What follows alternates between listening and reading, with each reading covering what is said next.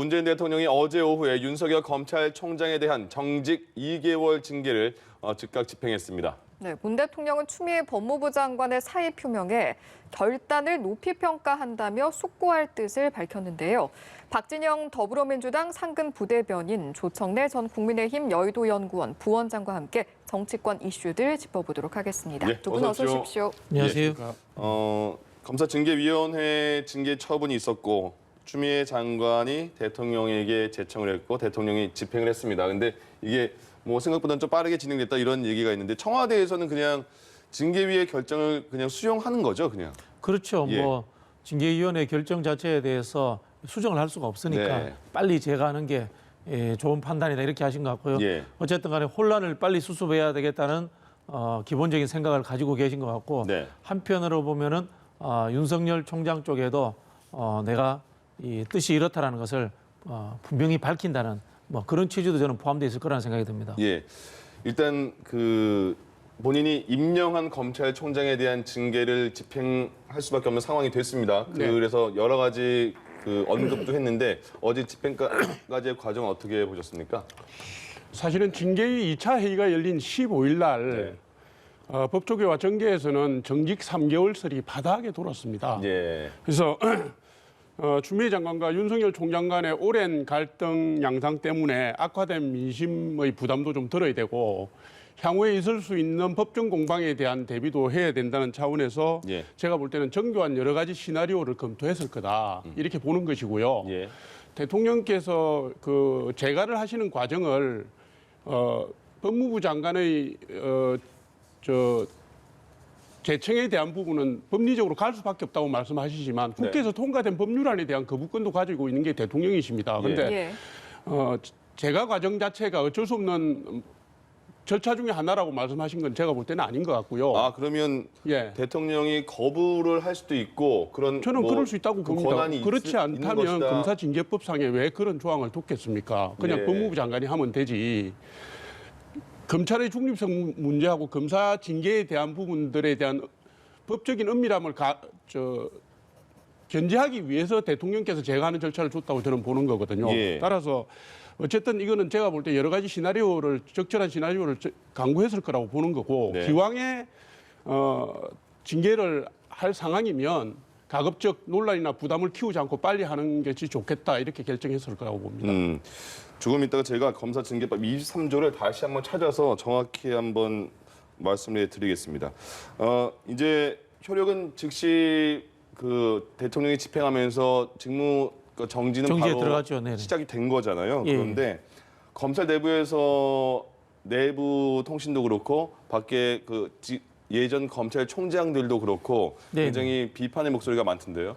저는 검찰총장님들은 어쨌든 사회 원로신데 좀 가볍게 말씀하시지 않았나 이런 생각이 드는 게요. 징계위원회 결정을 되돌리는 것도 법치주의의 훼손일 수 있습니다. 예. 그런 부분에서 징계위원회가 결정이 끝난 다음에 이게 잘못됐다고 말씀하시는 건 저는 굉장히 좀 우려스럽다는 생각이 들고요.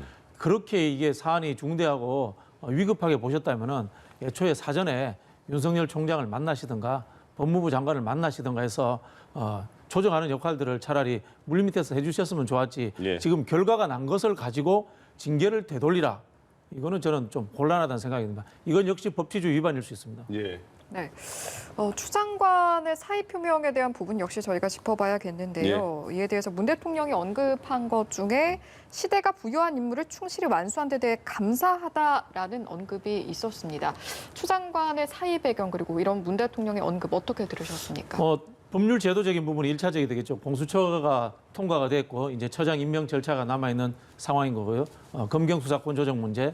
그다음에 가장 중요한 거는 이번에 이제 국회에서 통과된 국정원법과 경찰청법과 이 공수처법 세 가지 문제입니다. 네. 여기에서 이제 흔히 하는 이 경찰청법에 국가수사본부가 신설이 되게 돼 있습니다. 예. 그러면 검찰의 주요 업무, 국정원이 했던 대공 업무의 주요 업무가 그쪽으로 가게 되는 조정을 하게 됩니다. 이게 사실은 제도적으로 굉장히 중요한 것이고요. 예. 또 한편으로 보면은 윤석열 총장 문제는 법률 제도적 측면 외에 검찰이 가지고 있던 과거의 나쁜 관행과 검찰 문화를 상징하는 측면이 있습니다. 수사 방식이라든가 이런 부분에서 큰 역할을 했다. 이렇게 말씀을 하신 것 같고요. 예. 추미애 장관은 어쨌든 이제 사의 표명을 한 게 된 게 본인이 아마 많이 지쳤을 것이다.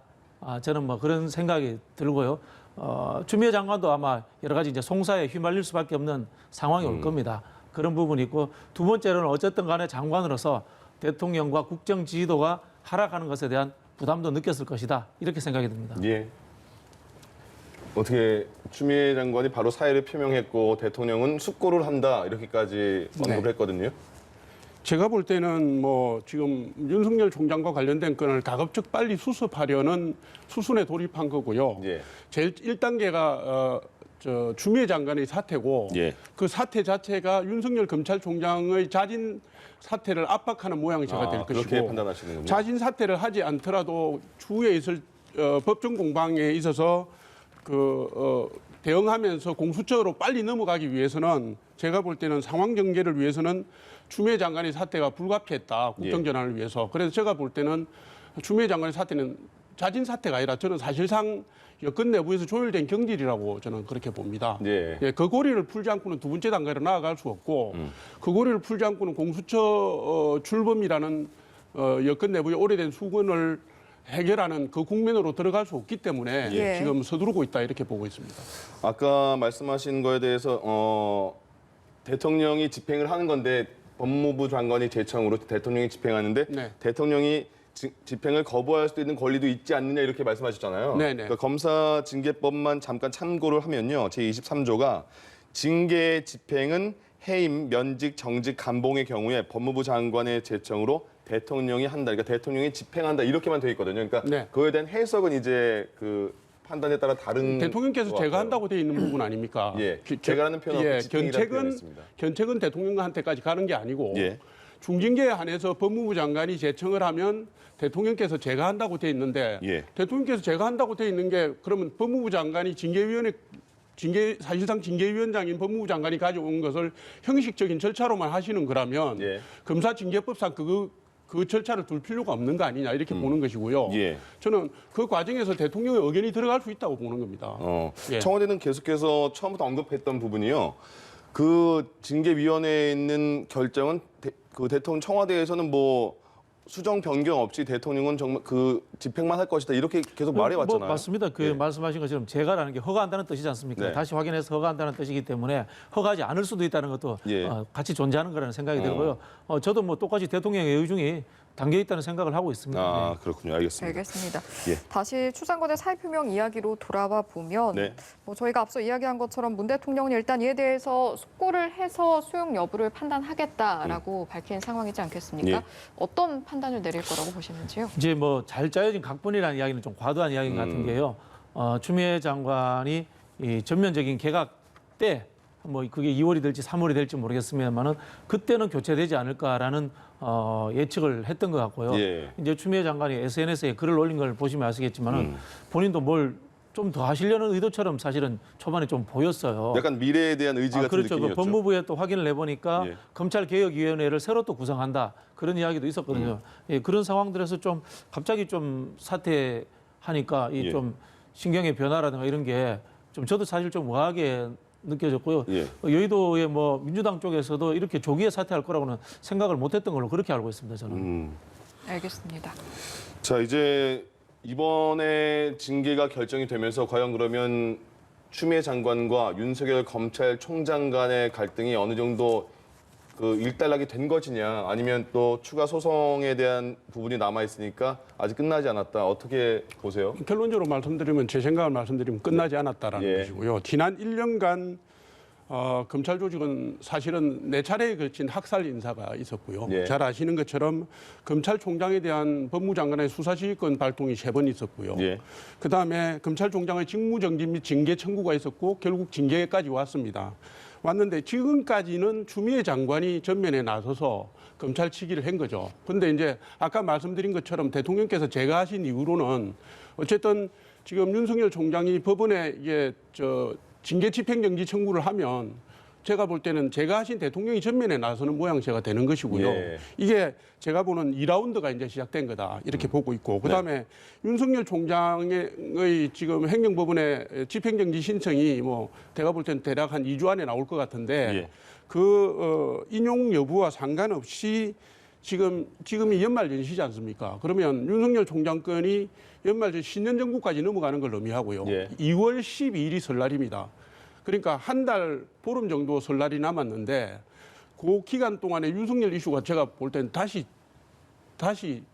새로운 모양으로 계속 제기될 수 있다고 보는 예. 것이고 지금의 부동산이나 코로나 사태와 결합이 되어서 국민의 문재인 정부에 대한 비판이랄까 이게 더 강하게 압박하는 형태로 갈 수가 있다. 저는 그렇게 보고 있습니다. 이제 윤석열 검찰총장 측에서는 계속 뭐 소송을 하겠다 바로 입장을 표명하지 않았습니까? 그러면 지금 상황이 대통령이 집행한 거에 대해서 반대해서 소송한다 이런 그런 구도가 되는 뉘앙스가 겁니까? 나올 수가 있죠, 그죠? 예. 그런 면에서 이제 대통령을 지지하는 분들의 입장에서 보면은 제가 좀 거친 표현을 쓰겠습니다.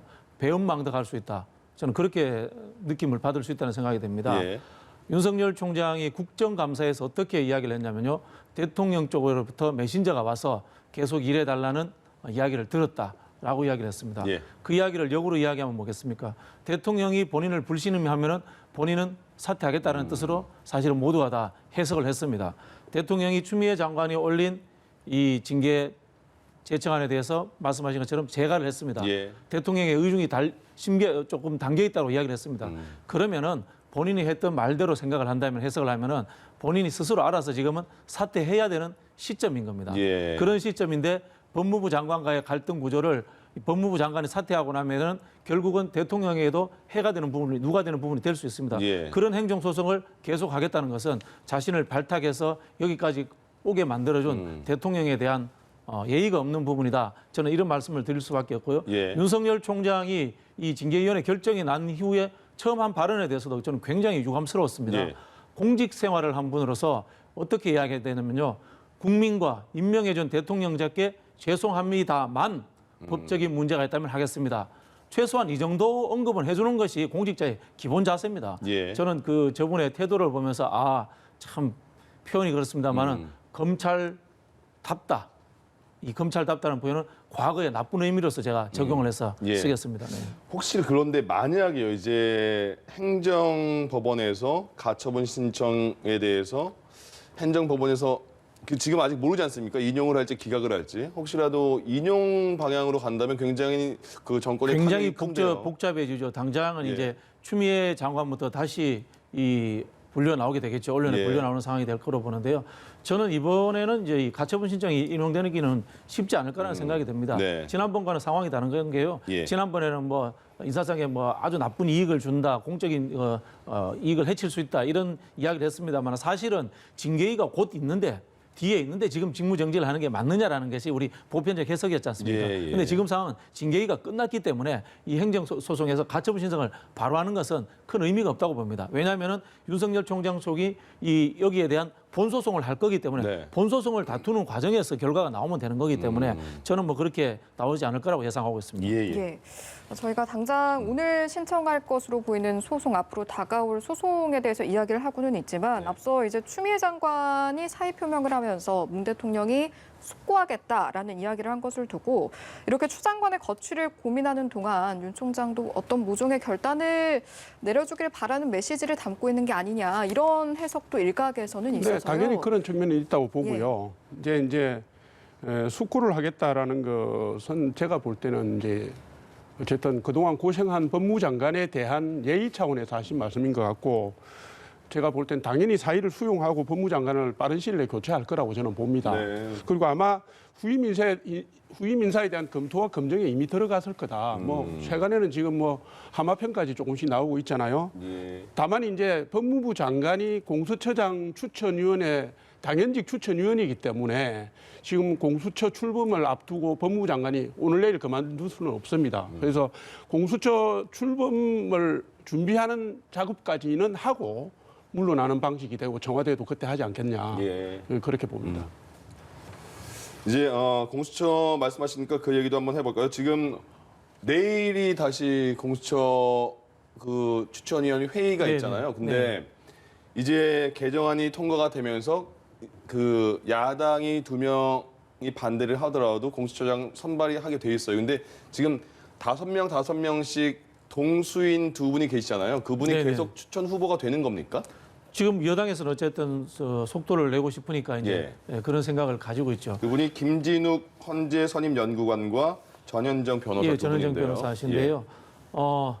비토권이 없어진 게 아닙니다. 네. 표현하자면 조금 약화됐다라고 차라리 정확하게 말하는 게 맞습니다. 왜냐하면은 야당 추천위원들이 그대로 2명이 들어와 있는 상황이고요. 네. 중립지대라고 할 수 있는 대한변협에서 추천하시는 분, 법원 행정처에서 추천하시는 분, 대법관이죠. 예. 여기 존재하기 때문에 실제로 이 중립적인 부분들을 두 분을 설득한다면 역으로 야당 표가 4대 3이 될 수도 있는 상황이 될 수 있는 겁니다. 예. 예. 그렇기 때문에 비토권이 완전 무력화됐다. 이거는 과도한 표현입니다. 저는 뭐 그렇게 생각을 하고 있고요. 또 한편으로 보면 야당은 여기에서 입장을 저는 분명히 해줘야 된다고 생각합니다. 예. 공수처법 개정안에 대해서 반대를 했습니다. 개정안에 대해서 반대를 했다면 그 뒤에 행동을 어떻게 돼야 됩니까? 아예 안 들어와야 됩니다. 어떻게 보면은. 예, 근데 또 제가 보기엔 또 들어온다고 합니다. 네네. 그럼 뭡니까? 또 발목 잡기 하고 들어오겠다는 겁니다. 그런 부분에 있어서 야당은 이번에만큼은 분명하게 입장을 정해 주셔야 됩니다. 예. 공수처 법이 통과된 것들에 대해서 인정을 하고 법내 투쟁을 하겠다라고 하든가 거기에서 내 의견을 내겠다라고 하든가 이것을 분명히 하는 것이 맞지 또다시 발목 잡기로 간다면은 그때는 국민들의 여론이 저는 완전히 바뀔 수도 있다 이런 생각이 듭니다. 입장을 정해달라는데요.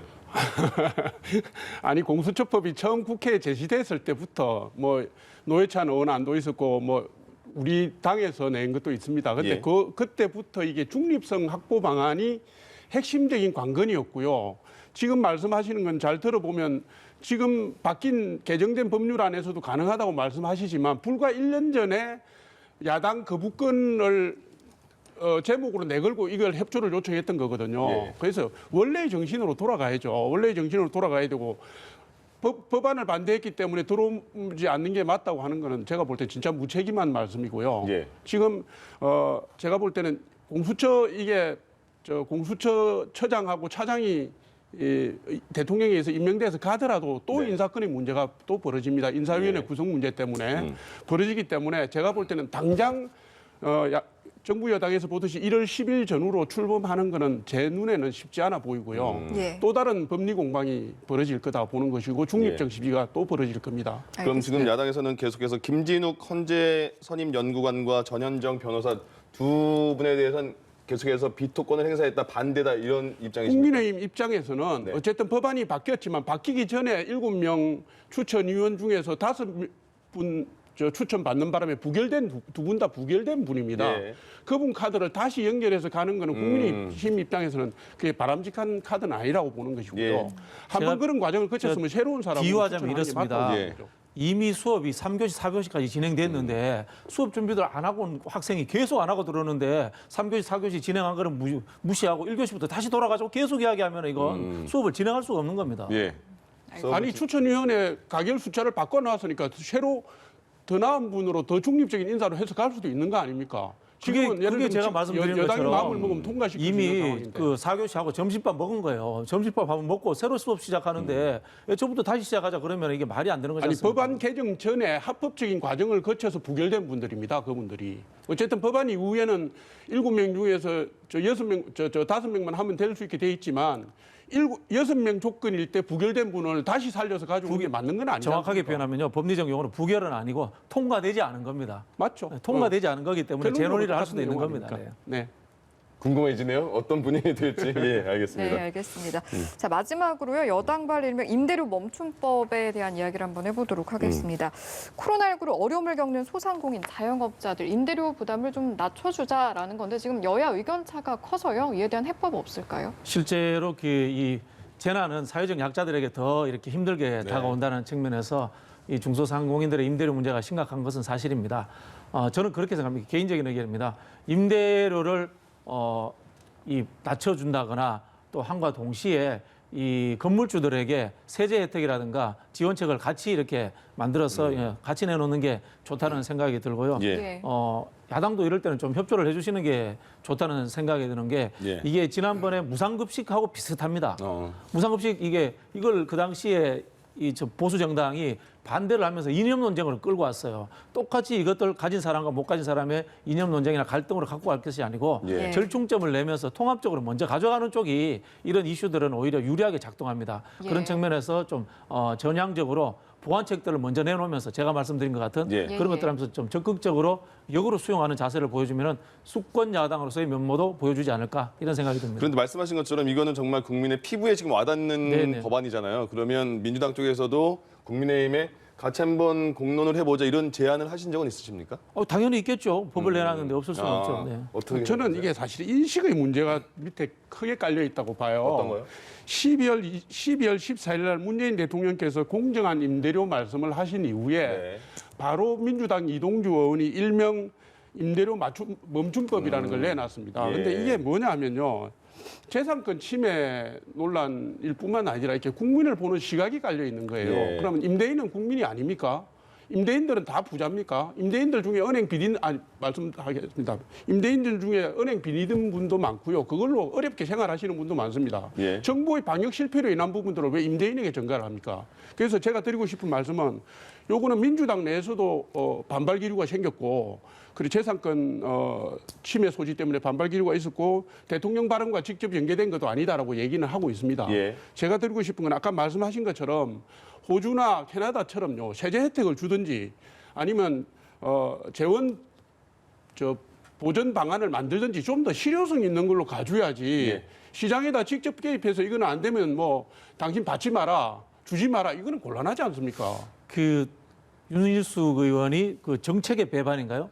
그런 책을 썼다고 하는데 저도 정책을 해본 사람으로서 정책의 문제를 접근할 때 인식의 문제로 접근하는 것이 제일 위험합니다. 왜냐하면 타협과 절정이 일어날 수가 없습니다. 인식이라는 건 사람의 가치 철학의 문제잖아요. 가치 철학의 문제가 다를 수 있습니다. 법을 낼 때. 네. 그러나 법이 나온 상황에 있어서는 실용적 접근과 프로세스를 해야지 이것들이 해결이 되죠. 인식의 문제로 하면 모든 것들이 이념 논쟁이 되기 때문에 해결을 할 수가 없는 겁니다. 저는 그 자세는 좀 상당히 좀 문제가 있다는 생각이 듭니다. 아니 임대료 멈춤법이 지금 민주당에서만 4개 법안이 지금 발의가 돼서 계류돼 있어요.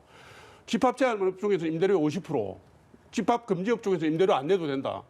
이 밑에 그 요런 법안 제안의 밑에 깔려 있는 인식이 예. 가치 지향이 그거지 않습니까? 역으로 그러면은 민주당에서 야, 저 사람들은 건물주가 있는 사람들 편만 든다. 이렇게 모든 법에 대해서 이야기하면 어떻게 이게 법을 가지고 국회에서 이 통과를 시키고 타협을 하겠습니까? 그래, 인식의 문제는 설사 그렇게 짐작이 되더라도 국회를 운영하는 부분에서는 저는 굉장히 조심스럽게 이게 이야기하기가 하는 게 좋지 않다는 생각이 듭니다. 아니 법안 발의를 할 때요 실질적으로 어려운 임차인의 고통을 하는 건 이해를 합니다.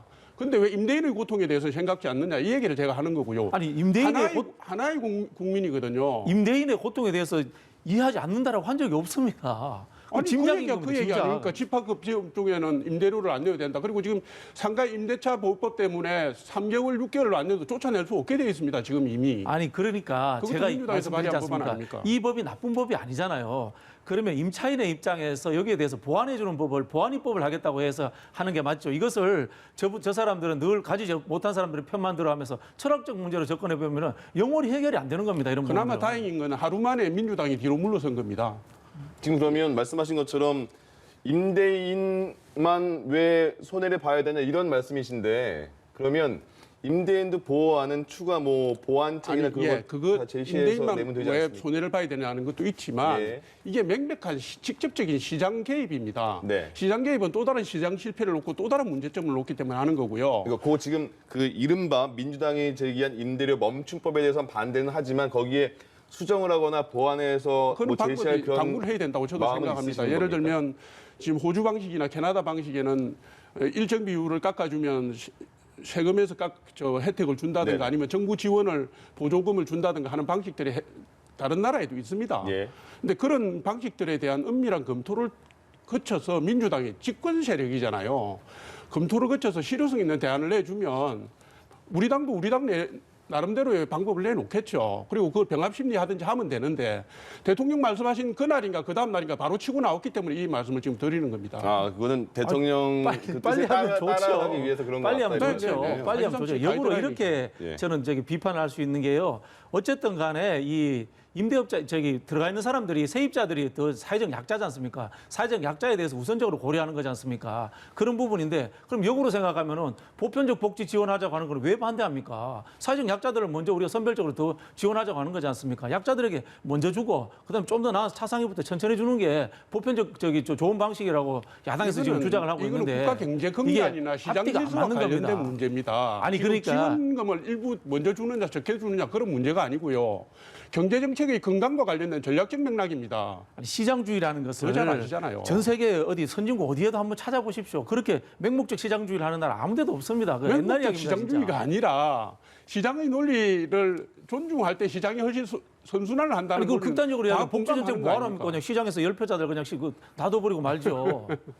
마지막에 이렇게 이 부분에 대해서는 어느 정도 합의가 있을 줄 알았더니 이 부분에서도 많이 아니 저 보수 이제 진보의 문제가 아니라 예. 정책을 접근하는 방식을 가지고 네. 이념과 가치의 문제로 자꾸 해집고 들어가는 것은 굉장히 저는 좋지 않은 방식이라는 것에 대해서 제가 생각합니다. 보완이 있으면 같이 그렇죠. 검토하겠다 이렇게 말씀하시던데요. 아니 뭐 이제 그런 방법으로 가야죠. 예. 알겠습니다. 거기까지 여기서 이제 마무리 짓죠. 지금까지 박진영 더불어민주당 상근 부대변인, 조청래 전 국민의힘 여의도연구원 부원장과 함께했습니다. 두 분 고맙습니다. 고맙습니다. 예.